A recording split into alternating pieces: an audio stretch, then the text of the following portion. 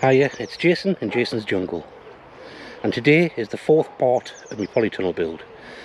There's a couple of days where I've only done bits and bobs, so it's not the fourth day, but today I'm going to finish off the securing of the staging legs, anchoring them in. I'm going to be putting in the wooden baseboards. I'm going to be covering over some of the bolts and stuff with tape, and the Emperor gets his new clothes.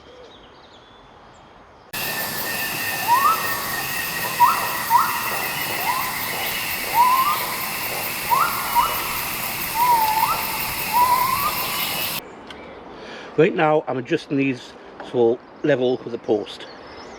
They're never going to be level with each other because it's on a slope and the ground undulates a bit, so what I do is I get it as close as possible to level. So loosen it up a bit, tap it up, and turn it off. Not to the final tightness, because what I then do is I will take a mallet and I will fine tune it.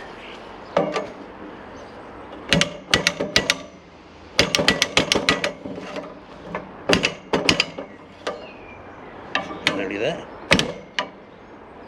Yep, that's about it.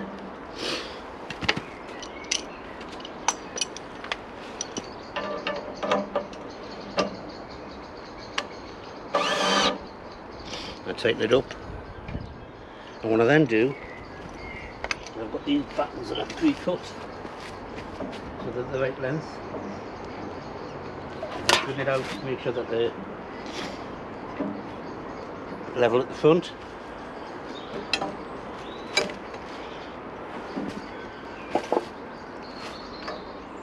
I might need to just tap this around a little bit.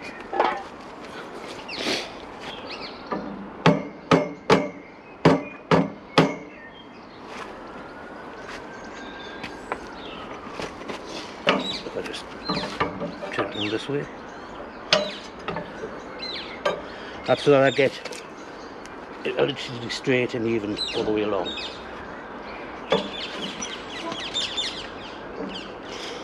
A little bit back. Okay, and then what I do is I tack this on so that when I do the next one I don't disturb the spacings that I've got. So I'll finish there and I'll come on to the next bit. What I've done here is I've put a self-drilling screw in through the Q clamp, or the P clamp. No, that's a Q clamp, and the vertical. And what this is doing is it's stopping the clamp moving up and down or left and right, and it means that I can loosen this, put the arm up, tighten it off, and when I bring it back down it's going to be exactly the same place. The closer you get it to this arm, the less this arm will move. So I've got it right in there, and this is what they look like. Now if you look at the tip, you can see it's a bit like a drill tip. It's got its own cutting edge, and you know, it takes a bit going. So if you're using these, it's a good idea to get a small pilot hole in there with a metal drill, and then finish it off by putting this in. I'm just finishing off doing the base rail, which I'm going to attach the cover to. The base rail is made from junction decking, just under 4 feet. They're cut so that they fit inside the vertical frames. That way they're then flush with that, so that when the cover comes down it doesn't need any rely on having any extra space. It should be able to go over. It's connected to the frame using some Q clips, and then also connected to each other board using a mending plate to the boards either side. So I'll just pop them in now. So the idea of these Q clips is that if the cover gets pulled up and it's screwed into the frame, then it's going to have to pull on the frame. And it also means that if the frame tries to sink, it's screwed into these baseboards, so the baseboards will actually add more surface area, more footprint, to stop it from sinking down.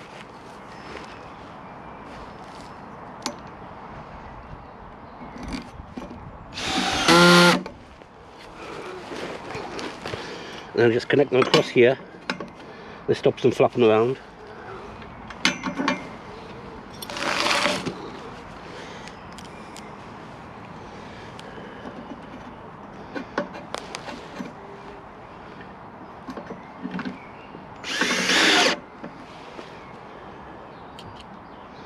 And it helps to pull them in tight.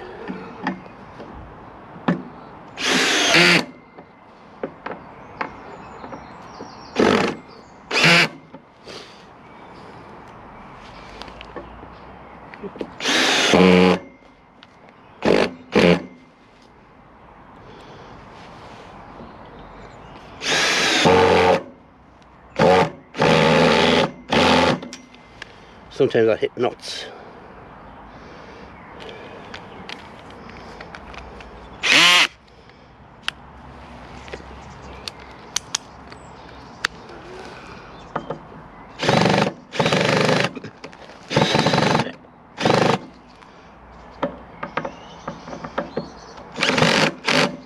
There we go.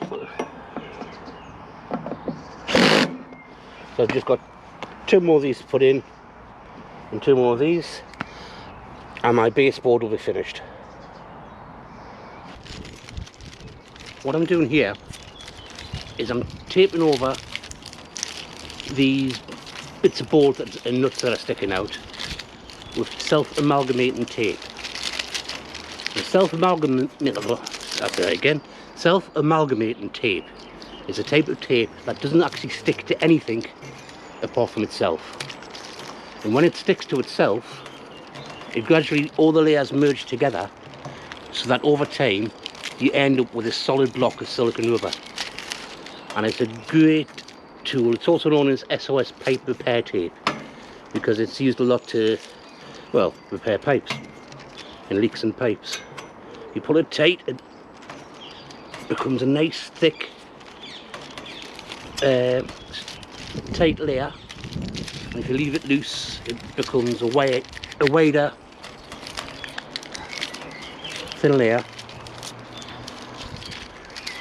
It can be used to create your own little rubber stoppers and rubber ends on things. So if you want to cover your canes, or you want to protect, let's say, those plastic connectors that you get with some of the budget greenhouses and cloches, well, if you wrap this around the connectors, it really strengthens them, so that as you insert in the pipes and the tubes, you know, you can sometimes break them. This stops that happening. That's what I first used it for, but it's great for putting a rubber stop on something, so that if I can see this because it's red, but B, it's now padded and got a rubber cover, so it's not going to hurt my head as much if I did accidentally run into it.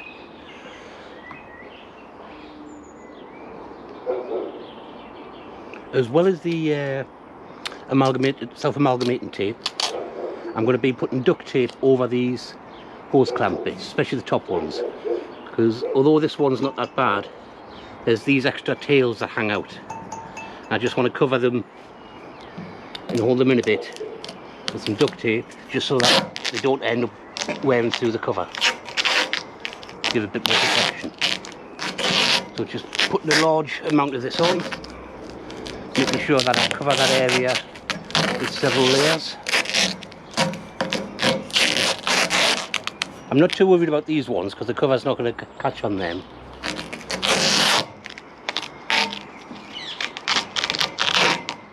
It's just the ones that are poking up towards the top. I will be putting the foam on, the anti-hotspot tape, but it just gives a little bit extra. So here I am, one step closer, well, one step away really, from putting the cover on. It's time for the anti-hotspot tape. Now, anti-hotspot tape, it's the foam rubber tape that goes onto the frame, because when the sun comes out, the frame heats up, it starts to melt and damage the polytunnel cover, which means it's going to degrade a lot quicker and you're going to have to replace it quicker. So this acts as a buffer, an insulation buffer between the two. So put this on all the framework, and I'll get on doing that now and then come back to you at the end. So there we have it. I've done most of it. I've run out of tape here and there, but I've put it on where I think the main points of contact is going to be, like all on the main frame, and some thinner strips on the centres of the ridges. And well, there we have it. Okay, so the tape's on. That means, well, you know what time that is now. Yeah, it's coffee time. I'm going for a break. I'll be back with the cover later.